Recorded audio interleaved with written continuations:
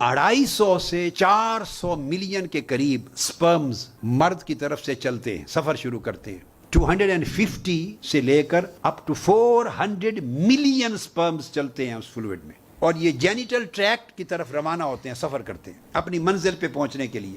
Million سارے کے سارے سپرم مر جاتے ہیں، چند ہزار یا چند سو، فیو تھاؤزنڈ یا فیو ہنڈریڈ، بعض اوقات 200 300 تک کم ہوتے، اتنے پہنچتے ہیں جا کر عورت کی طرف سے جو سیل ہے ایگ، اس تک پہنچتے ہیں۔ Out of 300 million plus and minus, چند ہزار چند سو پہنچتے ہیں، اور وہ پھر اس ایگ کو فرٹیلائز کرنے کی کوشش کرتے ہیں۔ یہ اللہ کا بنایا ہوا نظام دیکھیں کہ عورت کو اس رب نے کتنی اہمیت دی ہے۔ مرد کی طرف سے سپرم، ہر سپرم سیل ہے وہ 300 400 ملین سیل چلے ہیں، اور چند سو پہنچ کر فرٹیلائز کرنا ہے عورت کا ایک سیل۔ فرٹیلائز کرنے کی ایفرٹ کرتے ہیں سینکڑوں ہزاروں سیل، مگر ایگ فرٹیلائز ہوتا ہے صرف ایک سپرم کے ذریعے، باقی رائے گاں ہو جاتے ہیں۔ جب ایک سیل فرٹیلائز کرتا ہے تو ایگ اور وہ سپرم، اووم یا سپرم فیوز ہو جاتے ہیں، تو وہ نیا سیل بنتا ہے جس کو زائگوٹ کہتے ہیں۔ اس زائگوٹ سے پھر یہ قرآن نے کہا وَبَثَّ مِنْهُمَا رِجَالًا كَثِيرًا وَنِسَاءً، یہ وہ سیل ہے جو فرمایا خَلَقَكُم مِّن نَفْسٍ وَاحِدَةٍ، ایک سیل زائگوٹ سے سب کو پیدا کیا ہے، اور اس میں سے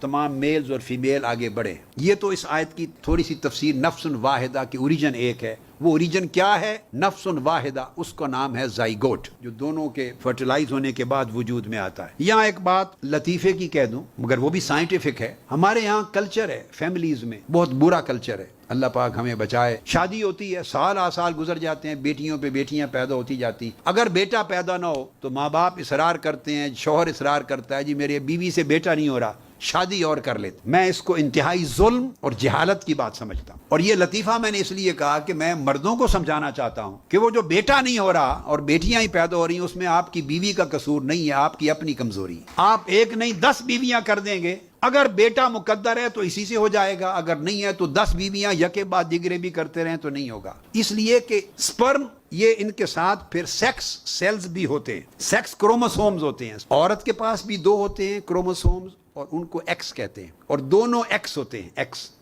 2 ایکسز ہوتے ہیں۔ مرد کے 2 کروموسوم سیکس کروموسوم ہوتے ہیں، ایک ایکس اور ایک وائی۔ اگر تو عورت کا ایگ فرٹیلائز ہو جائے مرد کے ایکس سے، ادھر بھی دونوں ایکس ہیں، عورت کی طرف وائی نہیں ہے، صرف ایکس ہیں دونوں۔